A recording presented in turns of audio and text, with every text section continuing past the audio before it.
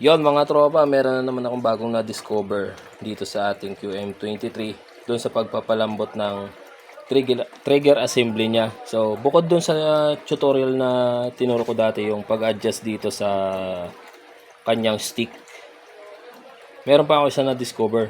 Yung spring niya dito, mga tropa. Yan. Kung nakikita nyo yung spring na yan, palitan nyo din yan. Kasi ito yung original na spring niya. Yan, ito. Medyo matigas. Ang pinalit ko mga tropa, yung spring na nakukuha sa ballpen. Yung sa mga ballpen na ganito. Ganito, yung pinipindot. May spring kasi yan dito sa dulo. Yun yung ginamit ko. No? So ito, yung ginamit ko. Pumutol lang ako ng mas mahaba ng konti dito. Ito kasi matigas. Ito malambot. Yan. So, yun yung ipinalit ko doon sa spring na to. Yan, yan nasa loob na yan. So, mas lumambot siya. Tapos, itong spring dito, dinisable ko na. Yan o. Makikita nyo may play. So, hindi siya gumagana. Bale, napakalambot na niya ngayon.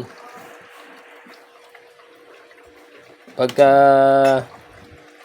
kinalabit siya, bukod dun sa adjust ng kanyang ng kanyang stick. Yan.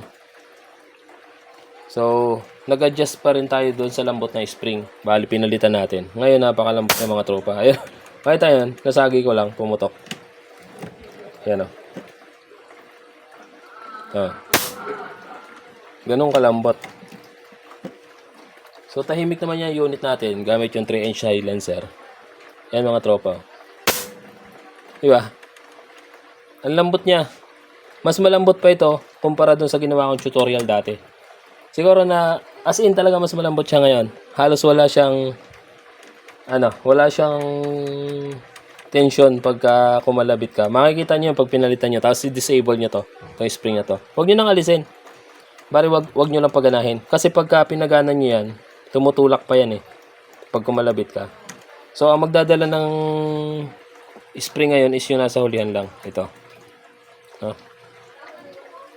Pag nakakuha niyo yan, mga tropa, napakalambot. Sinasabi ko sa inyo. Mas mag-i-enjoy kayo kumalabit.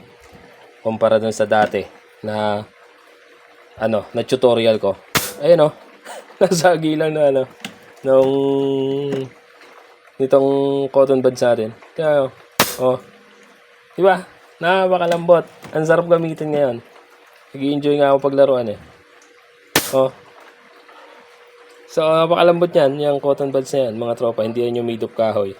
Yan lambot niyan. Wala ako kasi akong ma-sample na pwede nating i-testing na mas malambot pa dito Wala kasi nagsisigarilyo dito, kaya hindi ko ma-testing yung sigarilyo. So, ito lang cotton buds na to yung naisip kong pang-testing. Pero, nasabi ko sa inyo mga tropa, napakalambot talaga. Kung dati medyo nababaluktot pa ngayon hindi na. As in, masagi mo lang.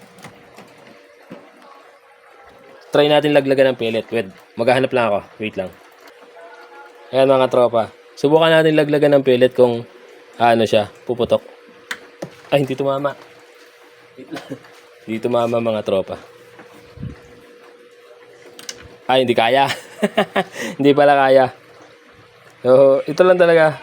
Ayan as in, ang lambot. Grabe.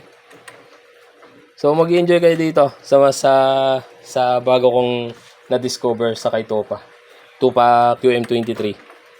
Akala ko mapapaputok siya ng pellet Hindi pala kaya. So, ito lang, cotton buds. Wala kasi ako makita na mas malambot Ito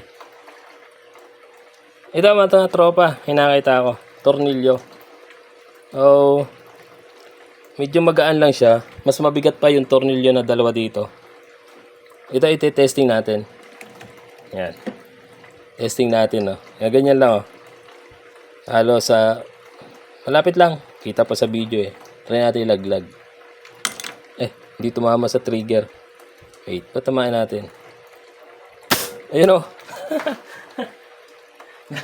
Ang lambot, grabe. Hindi naman siya delikado kasi sinubukan kong tagtagin. Wala naman naging problema, hindi naman siya kumabyos. Ayan mga tropa. Ay, hindi tumama. Wait lang, hindi tumatama eh. Ayan. Nakataas oh. Oo, di ba? Dito pa yun ha, dito pa tumatama yun ha. Hindi pa yung pag ganon. How much more pag ganito natin, di ba? Kapit, ang lambot. Sabi ko sa inyo, mas mag-i-enjoy kayo. Yun oh. Oh, grabe. Ang ganda. So, was good siya. Kumpara doon sa dati, ang tropa. Palit lang kayo ng spring dito. Ayan.